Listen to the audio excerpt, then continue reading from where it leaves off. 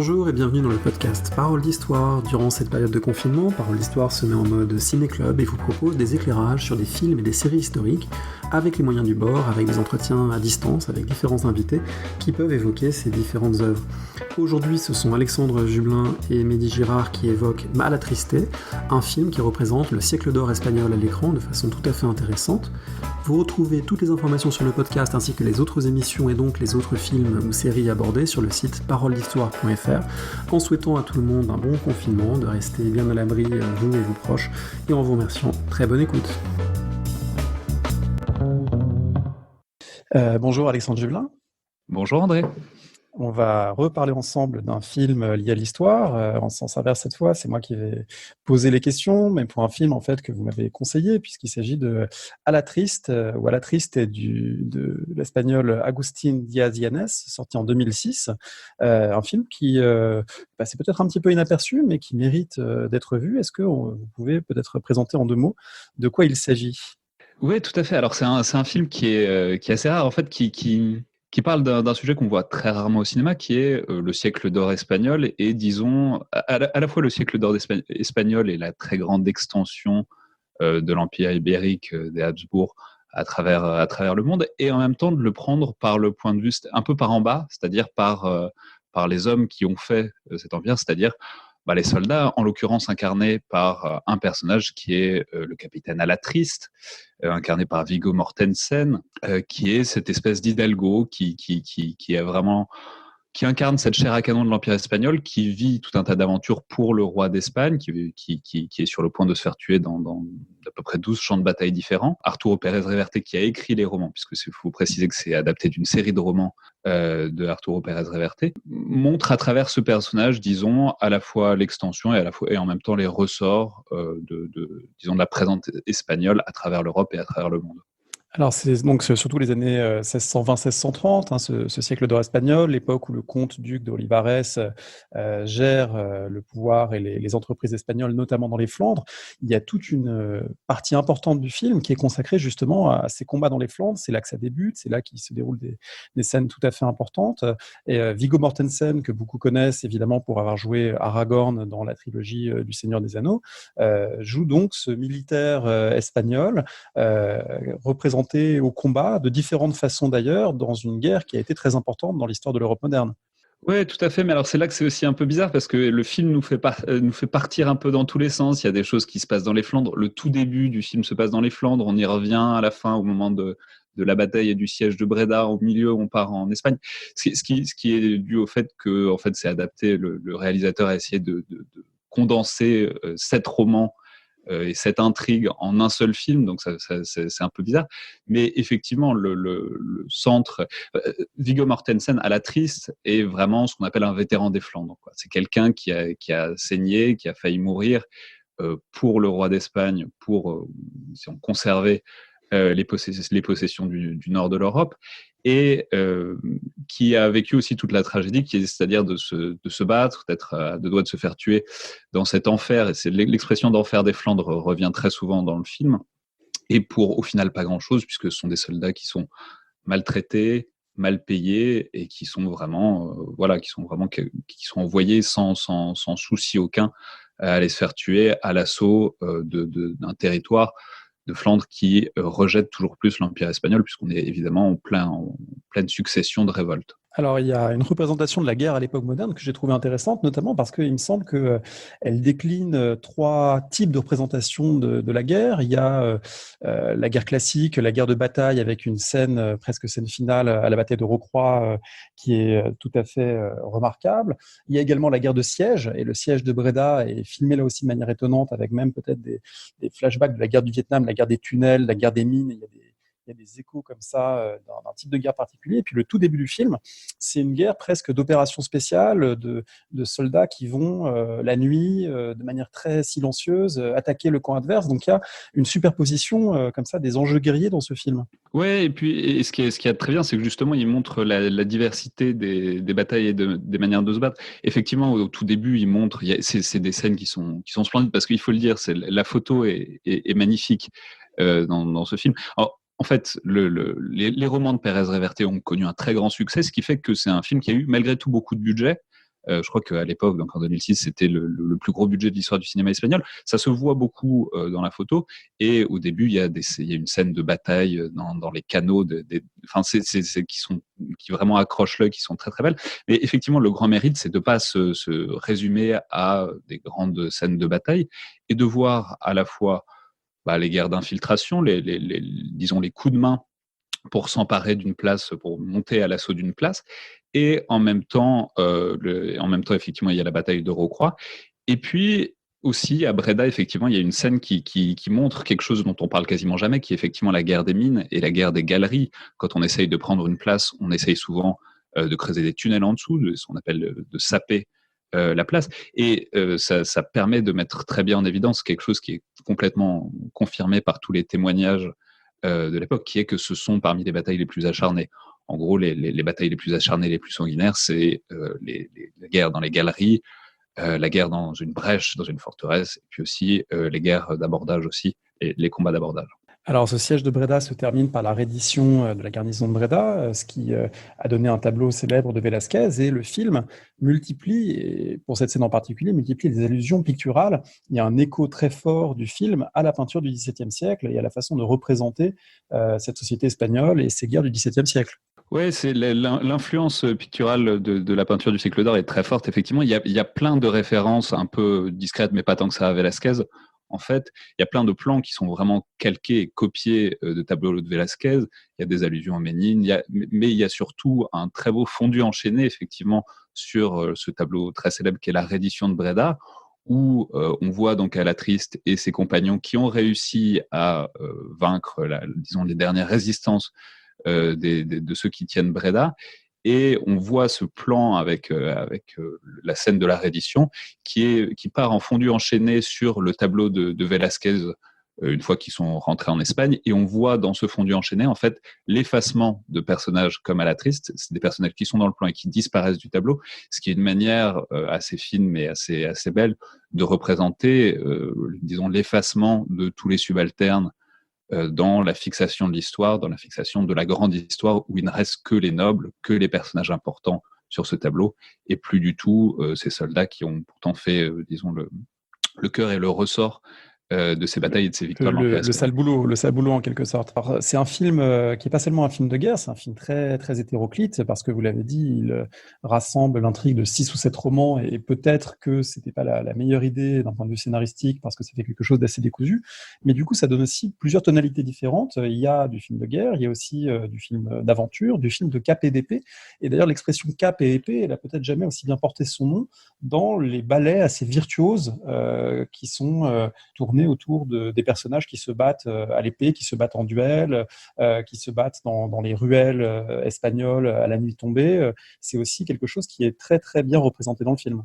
Ouais, on sent qu'il y a un désir de vraiment représenter cet univers un peu picaresque, quoi, des hidalgos espagnols de cette époque-là. C'est-à-dire ces hommes qui à la fois accomplissent leur devoir pour le roi d'Espagne et en même temps sont prêts à se massacrer dans une rue pour un regard de travers extrêmement facilement. Euh, Effectivement, on voit très bien, c'est des très très beaux combats, des très très beaux duels, avec aussi, et ce qui est très rare, et c'est là aussi qui est beaucoup de l'intérêt, je trouve, historique de ce film. Il y a un intérêt pour les armes, il y a un intérêt pour le détail, et pour reconstituer ce que peut avoir été l'univers matériel de ces hommes qui passaient leur vie à se battre d'une manière ou d'une autre, qui est assez exceptionnel. On voit des très très beaux duels à l'épée, mais il n'y a pas que ça. Il y a un souci d'avoir des pistolets qui soient crédibles et notamment de montrer ce que c'est quand on a un pistolet à l'époque, qu'en fait il faut tout le temps se soucier que la mèche reste allumée et que c'est un souci permanent. C'est quelque chose qu'on voit très rarement dans un film. Et du coup, ça fait que de ce point de vue-là, c'est presque un peu comme une oasis au milieu du désert, ce film. C'est-à-dire, en fait, il n'y a pas tellement le choix quand on cherche à montrer, notamment à enseigner ce que peut avoir été l'univers matériel de cette époque-là. Souvent, on retombe sur ce film. Ça m'est arrivé très souvent de le montrer à des étudiants ou même en séminaire de recherche parce que aussi bien les reconstitutions des armes que même de l'effet des armes, par exemple, le chaos que peut provoquer un canon en train de tirer avec la fumée, enfin, l'étourdissement que ça provoque, à part dans ce film, disons, j'ai trouvé très peu d'équivalent en termes de précision et de finesse et de souci au détail par rapport à ce film-là. Alors, c'est un film également qui a des implications politiques et sociales, dans la mesure où, on l'a dit, à la triste, ce personnage joué par Viggo Mortensen. Au passage, Viggo qui a passé une partie de sa jeunesse en Amérique latine, donc il a beau être né au Danemark, je crois, il est relativement crédible en Hidalgo espagnol. Ouais, je Euh, crois savoir que il y a quelques accents que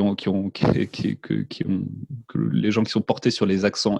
Apparemment, Viggo Mortensen aura un léger accent argentin voilà. qui chagrine certaines personnes. Mais bon. Voilà, les puristes trouvent évidemment toujours un petit quelque chose à redire, mais le personnage fonctionne. Ceci dit, c'est un personnage qui est plutôt au bas de l'échelle sociale. Il accomplit des basses œuvres pour des grands personnages, et c'est aussi un film d'intrigue politique, d'intrigue de cour, avec des personnages beaucoup plus importants, avec des favoris du roi, avec des ministres, avec des enjeux liés à des mariages rêvés et impossibles parce que les distances sociales sont trop élevées. Donc, c'est aussi quelque chose qui représente une société d'ordre, et une société d'ordre dans ce cas-là de plus rigide également, avec des gens comme Alatriste au bas de la hiérarchie, et puis d'autres évidemment qui commandent leur destin.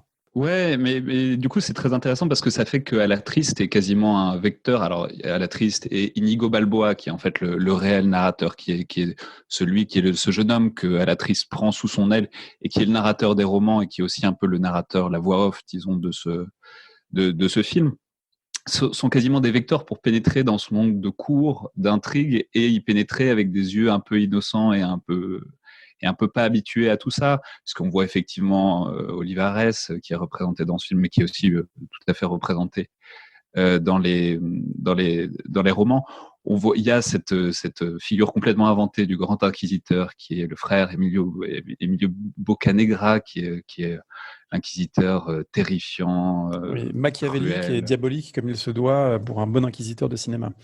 Exactement, et du coup, on est pris et on est situé au milieu de ces intrigues de course et de ces détestations, ces inimitiés qui ont aussi, dans une certaine mesure, effectivement, dirigé disons, le cours de l'Empire espagnol, puisque c'est effectivement la lutte entre les partis religieux, les partis les plus proches de l'Église, et des partis plus laïques et plus proches des grands, comme pouvait l'incarner par exemple Olivares, sont une constante, sont quelque chose qui a vraiment caractérisé très fortement cette époque, et surtout cette, disons, première moitié du XVIIe siècle. Alors, une première moitié du XVIIe siècle qui se termine pourtant dans la difficulté avec la défaite espagnole à Rocroi devant les troupes du Grand Condé. Et d'une certaine manière, c'est aussi une transition que suggère le film, la fin d'une certaine puissance militaire, la fin des tercios espagnols qui avaient dominé l'Europe pendant une partie du XVIe et du XVIIe siècle, et là qui sont vaincus. C'est aussi quelque chose qui marque presque la fin d'une époque à la fin du film. Oui, c'est ce mythe du tertio qui est vraiment un mythe, pas parce qu'il a pas existé, mais parce que c'était la réputation d'invincibilité, et qui allait aussi avec une attitude et qui allait aussi avec une éthique qu'on voit extrêmement bien dans le film. Les tertios, on va peut-être rappeler que ce sont juste ces formations extrêmement denses qui ont fait la fortune des armées espagnoles, c'est-à-dire qui unissaient à la fois mousquetaires et piquiers pour casser les charges ennemies et mousquetaires pour être capable disons, de tirer à distance. Et effectivement, qui finissent par buter sur les armées françaises à Rocroi en 1643. Et on voit très bien l'attitude, alors qui est très très romantisée dans le film, avec ces vétérans, des tertius espagnols qui refusent de se rendre, qui refusent toute condition honorable que le Grand Condé a pourtant réellement essayé de leur proposer. L'histoire, enfin, ça n'est pas entièrement montré dans le film, mais le Grand Condé était très impressionné par leur résistance, leur a proposé de se rendre, et à la deuxième fois qu'il leur a proposé de se rendre, ils lui ont tiré dessus quand même, pour qu'il arrête de leur proposer une reddition honorable, parce que ça ne faisait pas partie de leur éthique. Donc c'est effectivement, c'est presque la fin du siècle d'or, quoi. C'est cet empire espagnol qui, dans une certaine mesure, vous savez, c'est la vieille théorie de l'overstretch des empires, c'est quand un empire s'étend trop dans trop d'endroits différents, il finit par se vider de l'intérieur, qui est très bien montré ici, puisque on montre un empire espagnol en train de se consumer complètement dans les Flandres, dans une guerre absurde et dans un désir de retenir ces territoires qui est vaine. Et ce sont les soldats, c'est la chair à canon, ce sont les vétérans qui en payent le prix fort, et qui en payent le prix fort jusqu'à, en l'occurrence, mourir au champ d'honneur dans cette bataille de 1643 qu'est Rocroi. Merci beaucoup pour cette évocation de ce beau film inégal et passionnant à la fois, qui est visible, en tout cas pour l'instant, intégralement sur YouTube en version espagnole sous-titrée en anglais. Donc, vous pouvez tout à fait, après avoir écouté cette émission, aller voir par vous-même des scènes ou l'intégralité du film à l'actrice qui vaut vraiment d'être vue pour approcher cette époque. Est-ce que pour finir, vous auriez un conseil de lecture pour ceux et celles qui voudraient prolonger peut-être l'immersion dans ce siècle d'or espagnol? Bah, le conseil de lecture, c'est évidemment de lire Léa la Triste. Léa la Triste, c'est c'est incroyable. C'est aussi pour ça que je disais que ça marche pas, parce que ce sont des romans très denses, très rapides, qu'on dévore en une demi-journée. Il y en a 7. C'est vraiment Alexandre Dumas au siècle d'or, quoi. Vous en ouvrez un, vous le refermez une fois qu'il est terminé. Donc, il y en a 7 pour l'instant. On espère qu'il y en aura d'autres. C'est pas impossible. Pérez Reverte écrit toujours. Mais voilà, si vous mettez la main dessus, ce qui est un peu difficile évidemment en ce moment, mais si vous réussissez à le trouver au hasard d'une bibliothèque, sautez dessus parce que c'est vraiment merveilleux. Très bien, merci beaucoup. Merci André.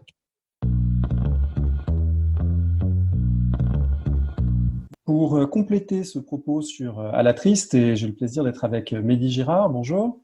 Bonjour, je suis ravi d'être avec vous pour en discuter. Merci beaucoup. Vous êtes étudiant en histoire, vous passez les concours, en tout cas le jour où ils reprendront. On espère que le calendrier sera clarifié, et on a une pensée évidemment amicale pour tous ceux, toutes celles qui sont dans l'incertitude de ce point de vue-là. Vous avez travaillé durant vos études sur l'Amérique hispanique, et c'est un film qui vous a intéressé. Peut-être dites-nous pourquoi, pour compléter un petit peu le propos d'Alexandre Jublin. Qu'est-ce qui vous a intéressé dans le film de 2006, À la Triste? Alors ça m'a intéressé à plusieurs niveaux. En fait, c'est une période qui est assez méconnue pour les étudiants en histoire en France, en tout cas. On connaît souvent mieux la période de la conquête, le XVIe siècle, que le XVIIe. Également, ce qui m'a beaucoup plu dans ce film, même s'il y a un certain nombre de choses qui sont moins bonnes, c'est surtout cette description en fait du siècle d'or. C'est un grand film de KPDP comme on en fait plus beaucoup, avec des décors impressionnants, également des costumes qui correspondent effectivement à l'époque, et puis un soin tout particulier pour la photographie, pour les plans. Et c'est un film qui est visuellement très, très beau. Alors, ce film très beau, c'est aussi un film, on en a déjà un petit peu parlé, qui permet de saisir certaines dynamiques sociales de l'Espagne du début du XVIIe siècle, notamment les intrigues de cour et le rôle des ministres. C'est un point peut-être qu'on peut développer un peu avec vous. Le personnage d'Olivares, qui est parfois mis en Oui, en opposition effet. à Richelieu, hein. C'est un peu l'alter ego de Richelieu dans cette Europe du Tout à début du fait. XVIIe, où l'État absolu commence à s'affirmer. Qu'est-ce qu'on peut dire de lui et de sa présentation dans le film? Alors, il est plutôt montré sous un jour assez favorable. Sa postérité à la fin de son ministère sera sans doute beaucoup moins bonne dans l'esprit de ses contemporains. Alors, il est montré sous un jour favorable. On suppose, mais on le voit peu dans le film, mais c'est vraiment un homme d'intrigue, hein. Il arrive à la chambre du prince du futur Philippe IV en 1615, et en 5 ans, il va devenir un très grand, d'ailleurs un grand d'Espagne. Il va avoir la dignité de grand d'Espagne qui va lui être conférée par Philippe IV en 1621. Et en 5 ans, il va arriver à être le grand ministre du début du règne de Philippe IV. Alors, il va y arriver tout simplement en un... il va être amené à la cour par le duc de Lerma. Le duc de Lerma qui, lui, ensuite, va s'opposer à son propre fils, le duc d'Uceda.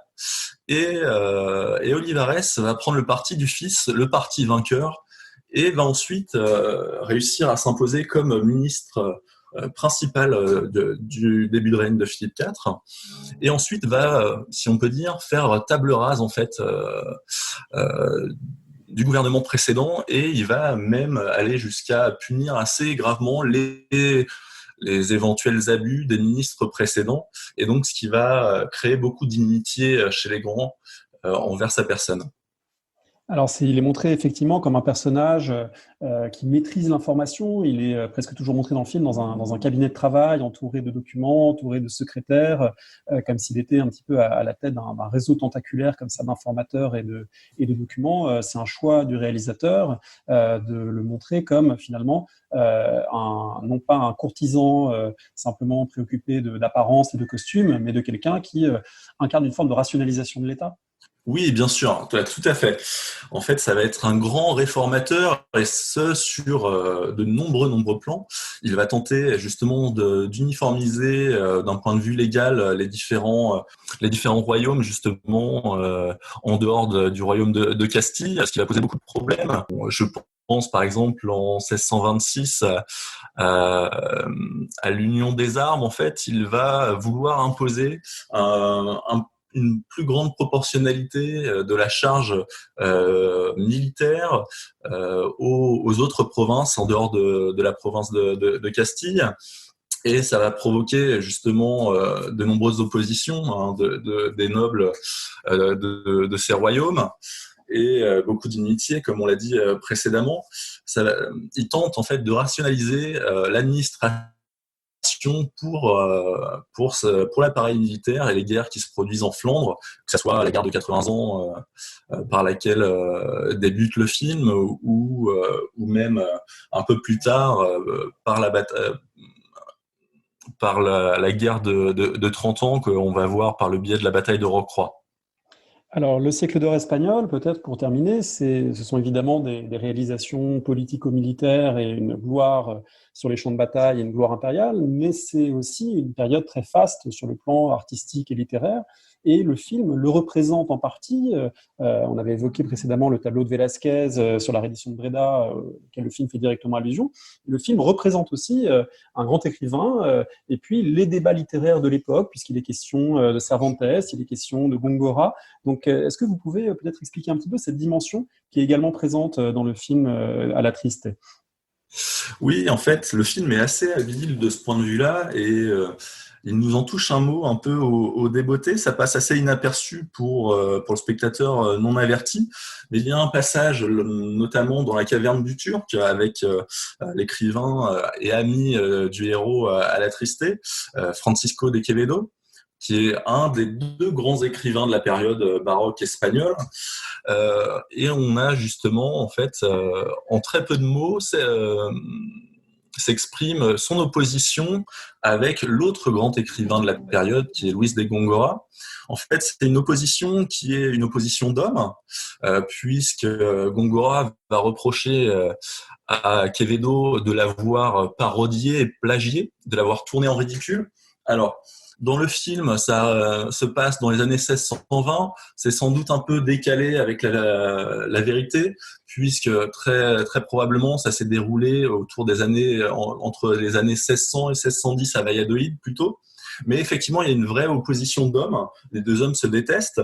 Il y a également une opposition de style, puisqu'ils vont être chacun les chantres de deux genres littéraires de la période baroque. Le conceptiste, le conceptisme pour Quevedo, qui est justement l'usage de métaphores pleines d'humour, d'un style assez vif, acéré, avec un vocabulaire sans doute plus simple que celui de Góngora. Góngora, lui, chantre du cultisme, va développer une prose très chatoyante avec beaucoup de métaphores peut-être un peu plus précieuses et un vocabulaire plus chatoyant et plus élitiste sans doute. Donc il y a vraiment ces deux dimensions-là. Alors tout ça donne envie de revoir le film ou de le voir, j'espère, pour ceux et celles qui ne l'ont pas vu. Peut-être, est-ce que pour terminer, on peut conseiller, outre la lecture évidemment des romans de Pérez Reverte qui sont à l'origine du film, est-ce que vous avez une ou deux références, peut-être, de livres sur cette période qui pourraient permettre d'aller un petit peu plus loin? Alors, si on veut justement s'attacher à lire les auteurs dont je viens de parler, il y a sans doute Soledades de Góngora, qui est un livre très intéressant, peut-être un peu compliqué pour le non hispanophone. Oui, on peut penser aux ouvrages de Benassar, par exemple. Alors Bartolomé C'est Benassar, un grand hispaniste qui a écrit plusieurs ouvrages, dont une histoire de l'Espagne qu'on trouve en poche et qui permet effectivement de s'approprier aussi cette période. Tout à fait, oui. Je pense également à d'autres auteurs. Je pense à l'historien Bernard Lavallée, qui a fait il y a quelques années une bonne synthèse justement sur l'Empire espagnol, qui peut être intéressant et qui s'intéresse au XVIIIe siècle également. Très bien, merci beaucoup Mélie Girard. Et donc on conseille à tout le monde de voir ou de revoir À la Triste. Je vous en prie, je vous remercie. Merci.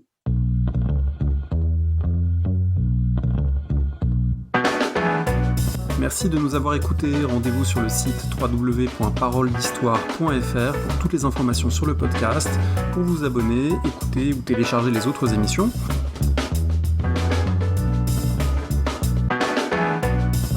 La discussion se poursuit aussi en ligne, notamment sur Twitter. Vous pouvez poser des questions @paroledist et à bientôt pour un prochain épisode.